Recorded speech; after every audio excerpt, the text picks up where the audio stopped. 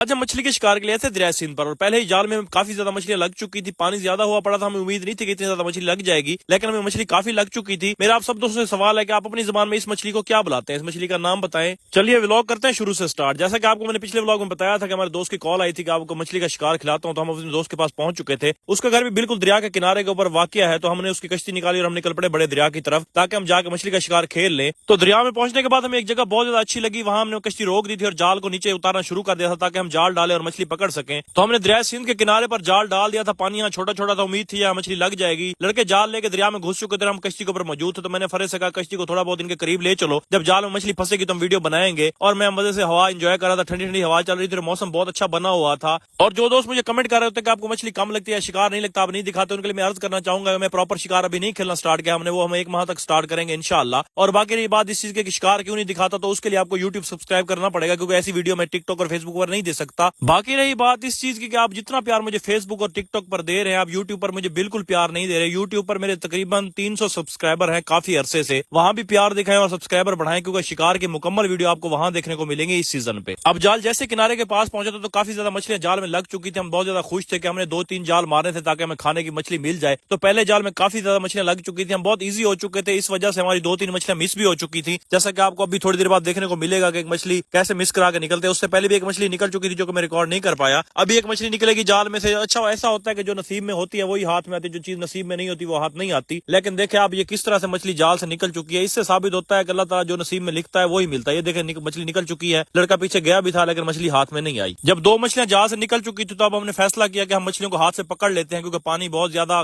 چھوٹا ہو گیا تھا اور کنارے کے قریب آ چکے تھے. مچھلیاں جال سے وہ نکلتی ہیں جو پراپر جال میں لپٹی نہیں ہوتی، جو جال میں بالکل پھنس جاتی ہیں وہ مچھلیاں بالکل نہیں نکل سکتی. اب فرے نے ایک مچھلی پکڑ لی تھی، منظور نے بھی ایک مچھلی پکڑی ہوئی تھی اور ایک مچھلی پکڑ لی تھی میں نے. اب ان مچھلیوں کو ہم نے نکال کے ڈالنا تھا کنارے کے اوپر. ہم 5 لوگ شکار کھیل رہے تھے اور 5 نے اپنے ہاتھوں سے مچھلیاں پکڑ کے کنارے پر پھینکنا شروع کر دی تھی اور بعد میں دوسری مچھلیاں پکڑنی تھی. اس جال میں کافی زیادہ مچھلی لگ چکی تھی اور اب ہمارا پلان یہ تھا کہ بس اب مچھلی کو اٹھائیں اور گھر کی طرف جائیں، کیونکہ کافی مچھلی لگ چکی ہے، تاکہ ہم مزید ٹائم ضائع نہ کریں اور ضرورت سے زیادہ شکار نہ کریں. جب جال مکمل طور پہ باہر آ چکا تھا تو کافی زیادہ مچھلیاں لگ چکی تھی اور میں مچھلیاں اٹھا کے تھک گیا تھا. میں حیران تھا کہ ایک جال میں اتنی زیادہ مچھلی کیسے لگ گئی. تو میں نے بقیہ ساری مچھلیاں اکٹھی کی ایک کی جگہ پہ اور بعد میں نے فرے سے کہا کہ جا کے گٹو لے آؤ تاکہ ہم گٹو میں مچھلیاں ڈالیں اور نکلے واپس. اور ہم اپنے دوست سے ناراض تھے کہ ہمیں مچھلی کا شکار نہیں کھلا رہا، تو اس نے پہلے ہی جال میں اپنی ساری ناراضگی ختم کر دی تھی اور اس نے یہ بھی وعدہ کیا تھا کہ اب جیسے ہی پانی کم ہوتا ہے تو تب مچھلی اس سے بھی زیادہ لگے گی، تو آپ آئیے گا تو آپ کو بہت زیادہ مچھلی پکڑ کے دوں گا. تو ہم اس کے ساتھ ہنسی مذاق کرتے رہتے ہیں، کیونکہ ہم بھی تو خود شکار کھیلتے ہیں. لیکن اللہ تعالیٰ نے مجھے بہت ہی اچھے دوست دیے شکاری فیلڈ میں، جو کہ بہت زیادہ عزت کرتے ہیں اور بنا مطلب کے عزت کرتے ہیں، رسپیکٹ دیتے ہیں اور وہ